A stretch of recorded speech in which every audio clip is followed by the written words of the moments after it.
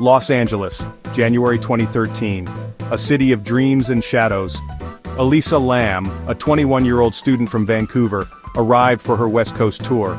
She checked into the Cecil Hotel, an infamous landmark with a history steeped in tragedy.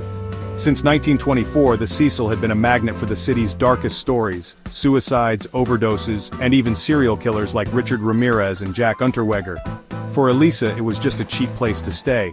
She had no idea about the hotel's grim reputation or the secrets lurking in its halls. The Cecil was known as the Suicide, a place where people vanished.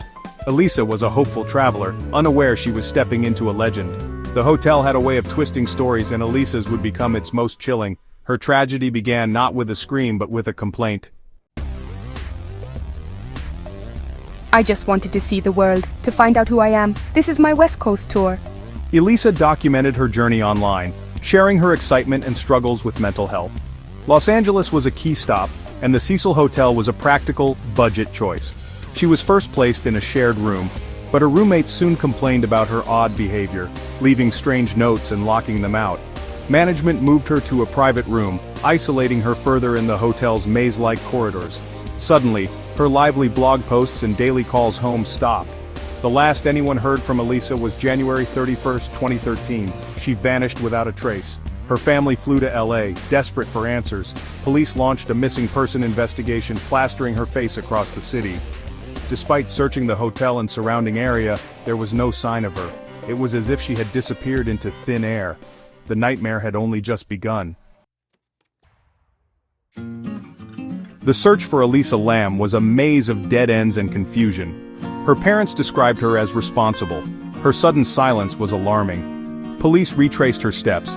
She'd visited the last bookstore where she seemed cheerful.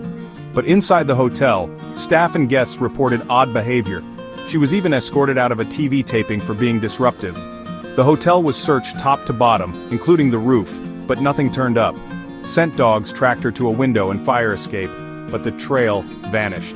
With no leads, the LAPD released a piece of evidence to the public elevator security footage from the day she disappeared. They hoped for a tip, but what they unleashed was far stranger. The video was unsettling, and it quickly went viral. Sometimes you just gotta put it out there and hope the public can help fill in the blanks. The world was about to see Elisa's final haunting moments. The case exploded into a global phenomenon. The elevator video, released February 14, 2013, was the last known sighting of Elisa Lam. She enters, presses buttons, but the doors don't close. She peeks out, anxious, as if hiding from someone. Her movements grow stranger, pressing herself into a corner, then stepping out and making odd, fluid gestures. It's as if she's communicating with someone, or something, just out of view. After a final bizarre pantomime, she disappears down the hall. Only then do the elevator doors close. The video went viral, dissected frame by millions. Why didn't the doors close? Was someone out there? It's just so creepy. Theories exploded. Was she being chased or haunted? The footage offered no answers, only deepening the mystery. Elisa Lam became the protagonist of a real-life horror story. Her final moments were now the world's obsession. While the world obsessed over the video, a new horror unfolded at the Cecil. Guests complained of weak water pressure and foul-tasting discolored water. We brushed our teeth, showered, and drank it, thinking it was just old plumbing. On February 19, 2013, maintenance worker Santiago Lopez checked the rooftop water tanks. He found the hatch open, and inside, the body of Elisa Lam, naked, her clothes floating nearby. The discovery was horrifying, but raised more questions than it answered. How did she get onto the roof? Into the tank? Why was she naked? The hotel descended into chaos as health officials drained the tanks. Guests were horrified to learn they'd been using contaminated water. The mystery of Elisa's disappearance had reached a grisly conclusion, but the circumstances were too strange for a simple accident. For millions, the real mystery was just beginning. The questions only multiplied. The rooftop scene was a puzzle of contradictions. The roof was supposed to be locked and alarmed. Staff insisted it was secure. If Elisa used the fire escape, how did no one see her? The water tanks were massive, with heavy lids, difficult for anyone to open alone. The maintenance worker struggled with the lid himself. Elisa's body was naked, her clothes in the tank, her phone missing. The autopsy found no trauma, no drugs, no evidence of assault. The cause of death was unclear.